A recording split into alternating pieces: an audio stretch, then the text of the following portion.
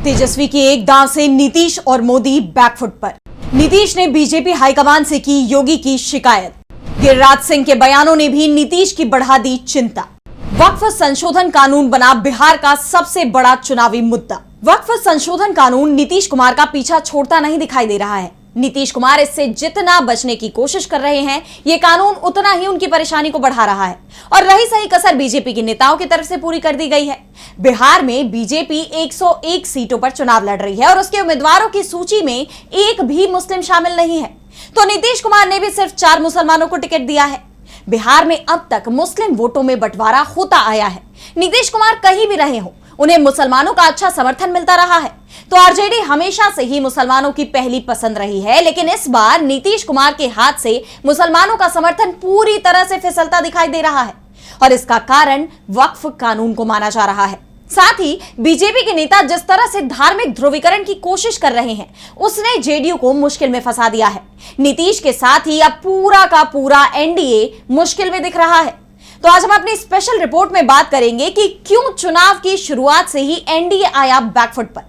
नमस्कार, मैं आराधना। तो शुरू करते हैं हमारी एक खास रिपोर्ट।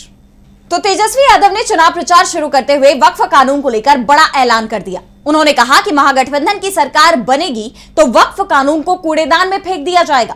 तेजस्वी ने कटिहार की चुनावी रैली में यह बयान दिया था। पहले सुनते हैं कि तेजस्वी ने क्या कहा था, फिर हम उनके इस बयान पर चर्चा करेंगे। आप लोगों से हम कहना चाहते हैं, वक्फ कानून का जो इन लोगों ने बनाया है, हमारी सरकार बनेगी तो उस बिल को हम लोग कूड़ेदान में फेंकने का काम करेंगे। तेजस्वी के इस बयान ने सीमांचल क्षेत्र के चुनावी समीकरणों को नया मोड़ दे दिया है। पहले यह दावा किया जा रहा था कि बिहार में मुस्लिम मतदाता इस बार भी 3 हिस्सों में बंट सकते हैं, जिसमें बड़ा हिस्सा तो महागठबंधन के साथ ही जाना था, लेकिन इसमें असदुद्दीन ओवैसी की पार्टी AIMIM और प्रशांत किशोर की जनसुराज को भी कुछ हिस्सा मिलता दिख रहा था। लेकिन तेजस्वी यादव ने जब खुलकर वक्फ संशोधन कानून का विरोध किया तो अब यह तय माना जा रहा है कि मुसलमानों में अब किसी भी तरह का कोई संशय नहीं बचा है, यानी महागठबंधन के लिए समर्थन बढ़ना तय है। तो दूसरी तरफ जेडीयू परेशानी में है, क्योंकि बिहार में आरजेडी के बाद जेडीयू को भी अभी तक मुसलमानों का अच्छी तादाद में वोट मिलता रहा है। लेकिन बीजेपी पहले ही दिन से जिस तरह की रणनीति अपना रही है, उसने जेडीयू का मुस्लिम आधार पूरी तरह से कमजोर कर दिया है। बिहार में चुनाव के ऐलान से ठीक पहले पटना में चुनाव आयोग की टीम के साथ सियासी दलों की बैठक हुई थी। इस बैठक में बीजेपी ने बुर्के का मुद्दा उठा दिया था। पार्टी की तरफ से कहा गया था कि वोट डालने आने वाली मुस्लिम महिलाओं के चेहरे को दिखाया जाना चाहिए, उनकी भी जांच होनी चाहिए। बीजेपी के प्रदेश अध्यक्ष दिलीप जायसवाल का एक बयान सामने आया था, जिसमें उन्होंने कहा था कि बुर्का पहनकर आने वाली महिलाओं की पहचान उनके वोटर कार्ड से की जाए। हमें यह देखना पड़ेगा कि बुर्के का दुरुपयोग तो नहीं हो रहा। जो लोग विदेश यात्रा के समय चेहरा दिखाते हैं, वो लोग बिहार में वोट डालते वक्त गरीबों के अधिकार छीनने के लिए चेहरा छिपा लेते हैं। ये गलत है। बीजेपी की डिमांड पर आरजेडी ने तीखा जवाब भी दिया। आरजेडी नेता अभय कुशवाहा ने कहा कि बिहार में हाल ही में एसआईआर प्रक्रिया हुई है। एसआईआर के बाद ही चुनाव हो रहा है। हर मतदाता को नया पहचान पत्र जारी किया गया है। नई वोटर लिस्ट बनी है, जिसमें जो फोटो है वो भी हाल ही के हैं। ऐसे में पहचान का कोई बड़ा संकट नहीं है। इसके बाद भी बीजेपी इस मुद्दे को धर्म और पहनावे से जोड़कर अपना एजेंडा थोपना चाहती है। और सबसे बड़ी बात तो यह है कि बीजेपी की डिमांड का ना तो जेडीयू ने समर्थन किया और ना ही चिराग पासवान की पार्टी LJPR ने। महागठबंधन ने तो इस डिमांड का जबरदस्त विरोध ही किया था और डिमांड सिर्फ बीजेपी की थी। और चुनाव आयोग ने मुस्लिम महिलाओं के बुर्का हटाने की बीजेपी की डिमांड पर मुहर भी लगा दी। इसके बाद बीजेपी नेता और केंद्रीय मंत्री गिरिराज सिंह का एक बयान भी सामने आया था, जिसमें उन्होंने मुसलमानों को नमक हराम तक बता दिया था। गिरिराज सिंह ने कहा था कि एक मुस्लिम मौलवी से हमने पूछा, आपको आयुष्मान कार्ड मिला? उसने कहा हां मिला। क्या हिंदू मुसलमान विवाद हुआ? उसने कहा नहीं। इसके बाद मैंने पूछा कि क्या आपने मुझे वोट दिया? उन्होंने हां कहा। लेकिन जब मैंने खुदा की कसम खाने को कहा तो वो चुप हो गए। जो लोग उपकार को नहीं मानते उन्हें नमक हराम कहते हैं। मैंने मौलवी साहब से साफ कहा कि हमें ऐसे नमक हरामों के वोट नहीं चाहिए। मुसलमान केंद्र की योजनाओं का लाभ तो लेते हैं, लेकिन बीजेपी को वोट नहीं देते। ऐसे नमक हराम का वोट नहीं चाहिए। और गिरिराज सिंह यही नहीं रुके, उन्होंने घुसपैठ का मुद्दा उठाते हुए मुसलमानों पर निशाना साधा, मुसलमानों को घुसपैठिया बताया। वैसे सवाल तो ये भी उठ रहे हैं कि बिहार में एसआईआर कराया गया, जिसमें चुनाव आयोग की तरफ से यह दावा किया गया था कि इससे घुसपैठियों की पहचान हो जाएगी, घुसपैठियों को मतदाता सूची से बाहर कर दिया जाएगा।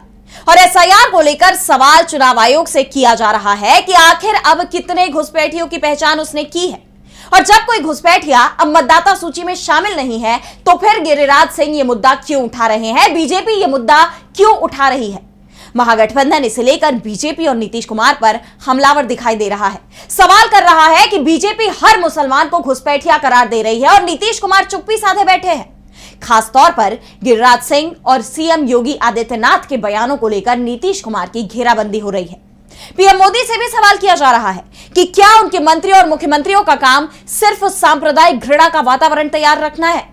क्या उन्हें सिर्फ नफरती बयान देना ही आता है? गिरिराज सिंह जैसे लोग बयान देकर वोटों का ध्रुवीकरण करना चाहते हैं, लेकिन बिहार की जनता सब जानती और समझती है।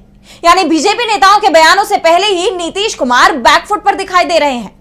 और जब तेजस्वी यादव ने वक्फ संशोधन कानून को लेकर अपने पत्ते खोले और यह ऐलान कर दिया कि महागठबंधन की सत्ता आते ही वो वक्फ कानून को कूड़ेदान में फेंक देंगे, तो जेडीयू की परेशानी दोगुनी हो गई है।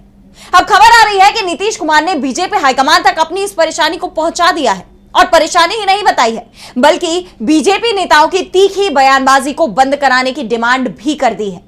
खबर आ रही है कि जेडीयू ने बीजेपी हाईकमान को साफ साफ मैसेज दे दिया है कि पहले से ही चुनाव में महागठबंधन काफी मजबूत है। अगर अल्पसंख्यकों के वोट में सेंधमारी नहीं हुई तो फिर एनडीए की हार बहुत बड़ी हो सकती है। नीतीश की सबसे बड़ी नाराजगी गिरिराज सिंह और योगी आदित्यनाथ के बयानों को लेकर थी, जिसके चलते उन हिस्सों में ध्रुवीकरण होता दिख रहा है जहां अगर मुस्लिम वोट महागठबंधन के पाले में एकजुट होकर चले गए तो एनडीए के लिए करने को कुछ भी नहीं बचेगा। और इसके बाद अचानक ये खबर आनी शुरू हो गई कि योगी आदित्यनाथ को बीजेपी हाईकमान ने दिल्ली बुलाया है। दिल्ली में योगी की बीजेपी अध्यक्ष जेपी नड्डा और केंद्रीय गृह मंत्री अमित शाह से मुलाकात हुई है, और इस मुलाकात को लेकर कहा जा रहा है कि योगी को बिहार में संभल कर बोलने की हिदायत दी गई है। दावा तो यहां तक किया जा रहा है कि योगी की रैलियों की संख्या घटाने की तैयारी है। बीजेपी के उम्मीदवारों तक भी मैसेज पहुंचाया जा रहा है कि वो योगी की रैलियों की डिमांड नहीं करे, क्योंकि इससे गठबंधन कमजोर हो सकता है। नीतीश कुमार बीजेपी पर यह सब दबाव मुस्लिम वोटों पर दावेदारी के लिए कर रहे थे, लेकिन तेजस्वी यादव ने कटिहार की रैली में वक्फ कानून को लेकर जो सख्त बयान दिया, जो दाव उन्होंने खेला, उसके बाद नीतीश कुमार की सभी कोशिशें फेल होती दिखाई दे रही हैं। तेजस्वी ने सिर्फ नीतीश के दाव को ही फेल नहीं किया, बल्कि सीमांचल के कटिहार, किशनगंज, पूर्णिया और अररिया जैसे जिलों में ओवैसी के सियासी प्रभाव को भी खत्म कर दिया है।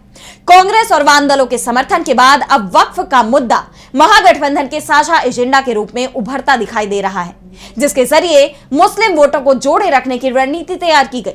जिस तरह से वक्फ बिल के विरोध का ऐलान तेजस्वी यादव ने किया है, उसके बाद यह साफ हो गया है कि इसे लेकर महागठबंधन ने बड़ी रणनीति तैयार कर रखी है। फिलहाल आज स्पेशल रिपोर्ट में इतना ही।